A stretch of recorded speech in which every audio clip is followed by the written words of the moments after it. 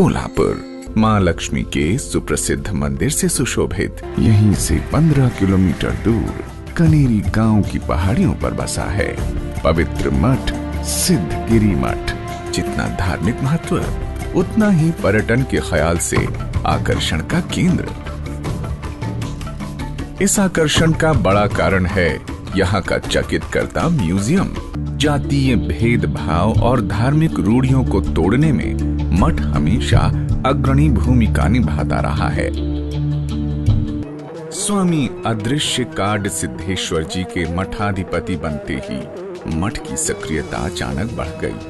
अपनी पारंपरिक जिम्मेदारियों को निभाते हुए स्वामी जी ने कई नए क्षेत्रों में अपने कदम बढ़ाए। उन्होंने तय किया कि गरीबों के इलाज के लिए मठ की ओर से एक अस्पताल बनाया जाए। जब अस्पताल बनाने के लिए पर्याप्त संसाधन नहीं जुट पाए, स्वामी जी ने सीमित संसाधनों के साथ ही अस्पताल का काम शुरू करा दिया। लेकिन हुआ वही जिसका डर था। 2007 आते आते सारे पैसे खत्म हो गए। आसपास पानी के स्रोत सूख गए और काम ठप हो गया। इस विपरीत परिस्थिति में स्वामी जी के भीतर एक विचार कौंधा। उन्होंने सोचा कि क्यों ना महाराष्ट्र की पारंपरिक ग्रामीण संस्कृति को दर्शाने वाला एक म्यूजियम बनाया जाए। एक ऐसा म्यूजियम जो लोगों को लुप्त हो रही ग्रामीण संस्कृति से जोड़ कर रखे।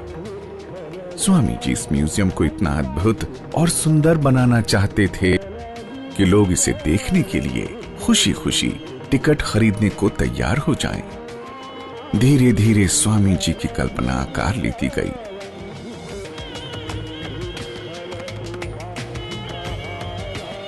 मूर्तियों के चेहरे पर वास्तविक भाव लाने के लिए और गांव के परिवेश को एकदम असली दिखाने के लिए कलाकारों ने खूब मेहनत की।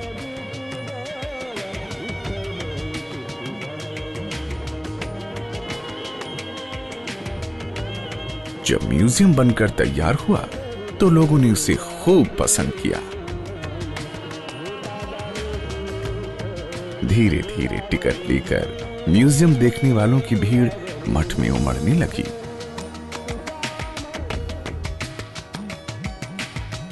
म्यूजियम के जरिए मठ की आय का एक नया रास्ता खुल गया। अंततः 16 मई 2010 को अक्षय तृतीया का वो शुभ दिन भी आया जब अस्पताल बनकर तैयार हो गया। 200 बिस्तरों वाला एलोपैथिक अस्पताल और 50 बिस्तरों वाला आयुर्वेदिक अस्पताल 15 एकड़ में फैला। सभी सुविधाओं से लैस सिद्धगिरी अस्पताल सभी जाति धर्म के लोगों की सेवा के लिए सदैव तत्पर। स्वामी जी का जोर इलाज करने से ज्यादा रोगों की रोकथाम पर होता है।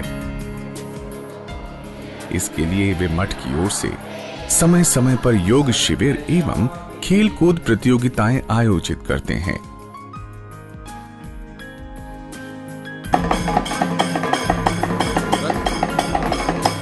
लोगों को स्वस्थ जीवन शैली अपनाने के लिए भी प्रेरित किया जाता है।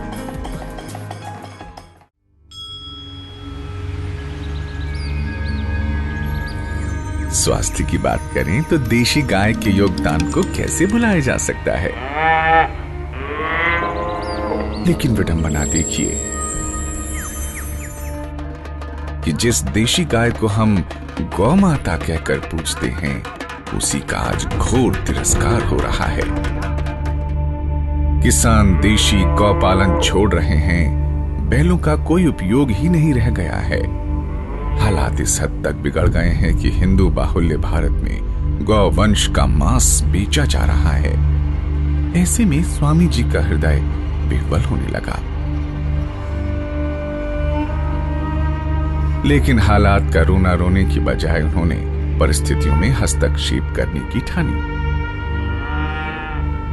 उन्होंने मठ परिसर के पास ही गौशाला खोल दी। गौशाला में गायों का पूरा ख्याल रखा जाता है। उन्हें पौष्टिक चारा उपलब्ध कराने के लिए अजोला फार्मिंग और हाइड्रोपोनिक मशीनों का इस्तेमाल होता है। स्वामी जी मानते हैं कि गायों की रक्षा के लिए सिर्फ उनके प्रयास ही पर्याप्त नहीं है। यही कारण है कि वे किसानों और अन्य लोगों को भी गौ पालन के लिए प्रोत्साहित करते हैं। उनकी कोशिश है कि शहरी लोगों का भी गायों से संपर्क बढ़े। गौ यात्रा की थी 100 गाँवों में और हर साल भी करते हैं।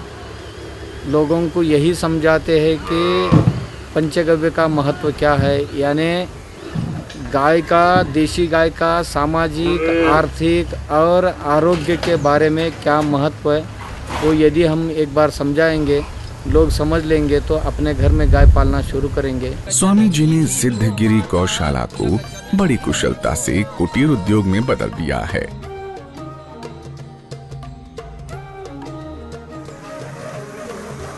यहाँ दूध, घी के साथ कई और उत्पाद भी तैयार किए जाते हैं। गौमूत्र को डिस्टिल करके गौ अर्क बनाया जाता है। इसका प्रयोग मठ के कई अन्य उत्पादों जैसे साबुन, शैम्पू, तेल, आई ड्रॉप, उपटन आदि में होता है।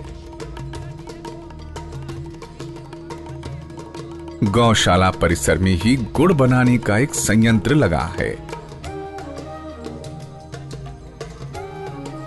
जैविक गन्ने से बने यहाँ गुड़ की तारीफ मठ में पधार चुके स्वामी रामदेव भी कर चुके हैं।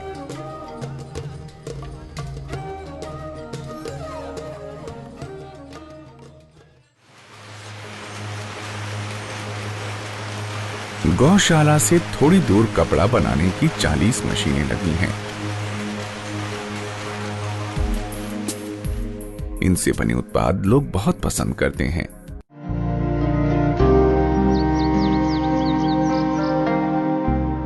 सरकारी स्कूलों का स्तर दिनों दिन गिरता जा रहा है, लेकिन गरीबों के लिए सरकारी स्कूल ही शिक्षा की आखिरी उम्मीद है। ऐसे में स्वामी जी ने एक और पहल की। उन्होंने सरकारी स्कूलों का स्तर सुधारने के लिए विद्या चेतना अभियान चलाया। इसके अंतर्गत जिला परिषद द्वारा संचालित 30 गांवों के स्कूलों को गोद लिया गया। इन स्कूलों में मठ की ओर से नियुक्त शिक्षक अंग्रेजी, विज्ञान और गणित जैसे विषय पढ़ाते हैं। 25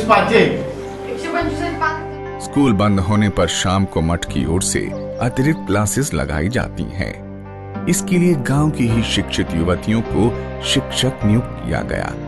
इन स्कूलों में मठ की ओर से कंप्यूटर दिए गए हैं। ई लर्निंग की सुविधा है। स्वामी जी शिक्षा को किताबी ज्ञान की बजाय संस्कार से अधिक जोड़ते हैं। इसके लिए विद्या चेतना अभियान से जुड़े बच्चों को स्कूली पाठ्यक्रम के अलावा संगीत, खेल कूद और संस्कार की भी शिक्षा दी जाती है। माता पिता के प्रति सम्मान व्यक्त करने के लिए पाद्य पूजा का अभियान चलाया गया है। समय समय पर बच्चों के लिए संस्कार शिविर आयोजित किए जाते हैं। इसके कारण बच्चे पढ़ाई के साथ साथ आचार, विचार और व्यवहार सभी स्तरों पर बेहतर बन रहे हैं। मठ परिसर में ही एक आनंद आश्रम की स्थापना की गई है। यहाँ उन बच्चों के रहने और पढ़ने की व्यवस्था है जो अपने माता पिता को खो चुके हैं या जिनके माँ बाप उनकी पढ़ाई का खर्च नहीं उठा सकते। इन बच्चों के लिए अनाथ शब्द का प्रयोग करने से स्वामी जी को सख्त ऐतराज है। मठ के पास कोल्हापुर में लगभग 300 एकड़ जमीन है। एक समय था जब सिंचाई के परंपरागत साधनों से खेतों की ठीक से सिंचाई नहीं हो पाती थी। मठ में पीने के पानी की भी समस्या थी। इसके लिए स्वामी जी ने बैंक से कर्ज लिया और पास की नदी दूध गंगा से पानी की लाइन बिछवाई। जगह जगह तालाब खुदवाए और चेक डैम भी बनवाए। पानी की आमद से खेत लहलहाने लगे, फसलें मुस्कुराने लगी, वीरान पहाड़ियां हरी भरी हो गईं। स्वामी जी की प्रयोग धर्मिता को पानी की उपलब्धता ने एक नया विस्तार दे दिया। आज मठ के खेतों में जैविक खेती के कई प्रयोग चल रहे हैं।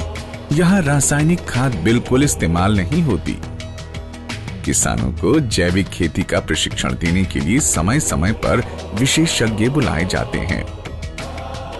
अक्का दुनिया में, खाली भारत में नहीं, अक्का दुनिया में 50 बरस पहले बहुत प्रतिष्ठित कम्युनिटी होता था किसानों में।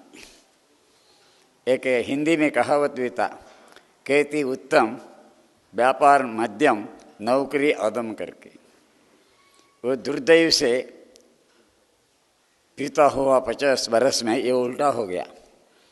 नौकरी उत्तम बन गया, व्यापार मध्यम ही रह गया, ऊपर भी गया नहीं नीचे भी आया नहीं। जो ऊपर में था खेती उत्तम, वो अदम बन गया। किसान की खुशहाली के लिए लखपति खेती के रूप में स्वामी जी ने एक ऐसा मॉडल तैयार किया था जिसके अंतर्गत एक किसान 1 एकड़ की खेती में 188 फसलें पैदा करके न केवल अपनी सभी जरूरतें पूरी कर सकता है बल्कि साल में 2 लाख रुपए भी बचा सकता है। इस अनूठे मॉडल की मुख्यमंत्री जी ने खूब सराहना की और आश्वासन दिया कि महाराष्ट्र सरकार की कृषि नीति में इसका लाभ उठाया जाएगा। लहलहाती फसलें, खुशहाल किसान, कुप्रथाओं से मुक्त समाज, इन विशेषताओं के साथ स्वामी जी ने 2 मॉडल गांव तैयार किए हैं, कनेरी और शेलकेबाड़ी। यहां नशाखोरी, मुकद्दमेबाजी, बलि प्रथा जैसी कई बुराइयां लुप्त प्राय हो चुकी हैं। सरपंच जैसे पदों पर बिना किसी चुनावी प्रक्रिया में उलझे लोग सर्वसम्मति से अपना नेता चुन लेते हैं। अधिकतर घरों में शौचालय हैं। शिक्षा, संस्कृति और स्वास्थ्य को लेकर ग्रामीण सजग हैं। यह सब देखकर सुखद आश्चर्य होता है। जिस समय अधिकतर गांव वीरान हो रहे हैं, मठ के प्रयासों से नए कलेवर में खिलकर सामने आए मॉडल गांव हमारे बीच नई आशा का संचार करते हैं। मठ में आने वाले सभी व्यक्तियों का खुले दिल से स्वागत होता है। प्रतिदिन यहाँ अन्न छत्र चलता है। अन्न छत्र यानी परिसर में आने वाले सभी लोगों के लिए सुबह, दोपहर और शाम को भोजन की निःशुल्क व्यवस्था।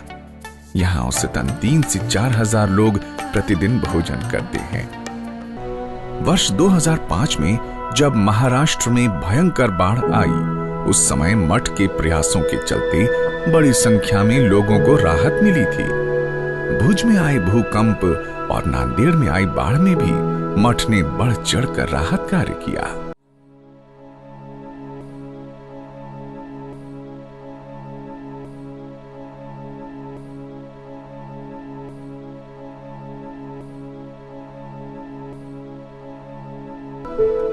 एक संत के मन में प्रकृति के कण कण के लिए सम्मान होता है। यही कारण है कि स्वामी जी को पानी की बर्बादी बर्दाश्त नहीं।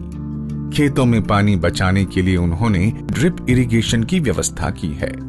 मठ में गोबर गैस, पवन चक्की और सौर ऊर्जा पैनल लगाए गए हैं जिनसे प्रदूषण रहित ऊर्जा मिलती है। वर्ष 2015 की शुरुआत में 19 से 25 जनवरी के बीच मठ की ओर से भारतीय संस्कृति उत्सव का आयोजन किया गया। लगभग 150 एकड़ में आयोजित इस उत्सव में कुल 18 लाख से अधिक लोग आए। मकसद था विकास का एक ऐसा मॉडल प्रस्तुत करना जिसमें समृद्धि और संस्कृति दोनों के समुचित स्थान हो। आयोजन के केंद्र में थे मठ के 49वें मठाधिपति परम पूज्य स्वामी अदृश्य काड सिद्धेश्वर जी और भारत विकास संगम के राष्ट्रीय संयोजक श्री बसवराज पाटिल सेडम जी। निर्माण और रचना की प्रक्रिया सिद्धगिरी में निरंतर चल रही है।